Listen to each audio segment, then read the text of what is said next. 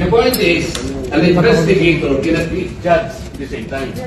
Do not judge. No, we are not judging. That's No, not ang importante rito is the objectivity, sinasabi ko na yun. Are you trying to steal the show? No. I am raising prejudicial Or questions. you're I playing am control sinasabi ko, to prevent the proceeding? Mr. Chair, sinabi ko na sa iyo, the interest of this committee is the impartiality, the objectivity. Sana huwag kayong magbibigay ng opinion. Why did you choose, for example, Bryce? That's my opinion. You cannot question my opinion. Outside of this hall, you cannot question my opinion. You also express your I opinion. am questioning your opinion because you are the chairman of this committee, Mr. Chair. What's your Ang mangyayari nito, so, mas credible si Bryce kesa Diskaya. Bakit ganon? Why are we trying to prejudge this?